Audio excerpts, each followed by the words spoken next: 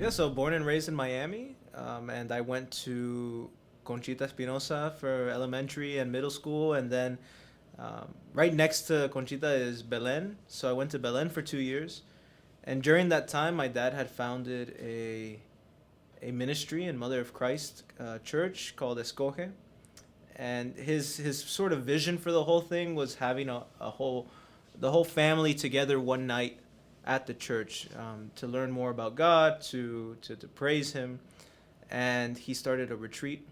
It's during that time that I began making use of the fact that I was at a Catholic high school and started going to confession more often, and it was really in going to that weekly meeting and that the Lord started preparing my heart and calling me. And there was a woman at in my group in the ministry that asked me if I'd ever thought about being a priest. And so, like they always say, that the majority of priests were once asked by someone. So she asked me, and I kind of put it on the back burner. I didn't really think about it too much until, it just kept coming back for some reason. It's not until I started speaking with Father Zarelli, going to the discernment groups on Saturday mornings, that I decided, you know what, it's not that I'm necessarily going to become a priest, but I want to at least make this an option. Because until then, I really only thought about I wanted to be a civil engineer, have a family, and have a stable job. So it came out of nowhere for me to do this, and my friends, they didn't know this about me. And so they were shocked to find out that I was entering seminary. So it's it's been that kind of ride. I think one of the most beautiful things that the Lord has done in my life is that the priest that baptized me, Father Juan Carlos Rios, he is now my spiritual director at the seminary. So he's been my spiritual director for 5 years at the major seminary, and it's funny because I didn't even know he really existed until I went to seminary, and my mom told me, "Oh, by the way, you have a the man who baptized you, the priest. He's at the seminary as a spiritual director." And I said, "No way! This is what a coincidence." And he ended up being my spiritual director for these last 5 years, and so he's been an inspiration during my time. Not only did he bring me into the faith and give me this gift of salvation in a sense through his hands, but he also has guided me spiritually. Some of my friends might call it an addiction, but I love disc golf. So for those who don't know, because people don't often know what disc golf is, it's like frisbee but with golf rules, right? You use a disc and you throw it at a basket, and it has to get into the basket with a par. So, so that's one of my favorite hobbies. I love doing that. I've competed in a tournament before, and I go to league, and I enjoy my time. I play the guitar.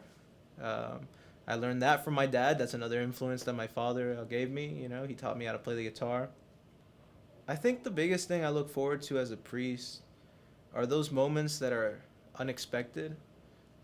Because, there's things that are expected, right? Like you have to say the Mass almost every day, and confessions are expected, and anointings are expected.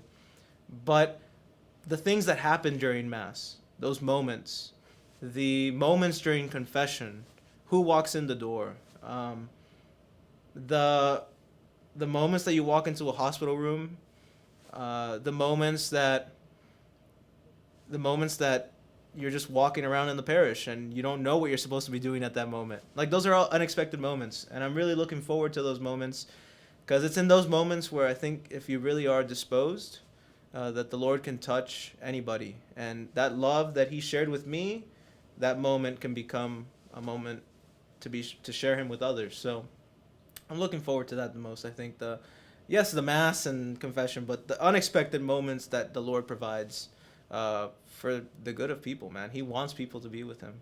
So there's just so much that's gonna happen that day, and I think the thing that I expect the most that day is just being able to share that moment with people who have been supporting me for 9 years. Because all these people that we're inviting are people who have been a part of the journey. And from my first assignment in Immaculate to my last assignment at St. Coleman as a deacon, there's people there who have impacted my life and have prayed for me. And even before then, a few friends that I have maintained relationship with. So being able to share that moment is incredible. Hi, my name is Nicholas Toledo, and you're invited to come and join me on May 8th as we celebrate the ordination of 8 men to the priesthood of Jesus Christ.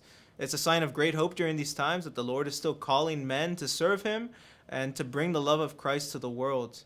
May the Lord bless you, and thank you for all the prayers that you have given us during this time so that we may be the priests that the Lord is calling us to be.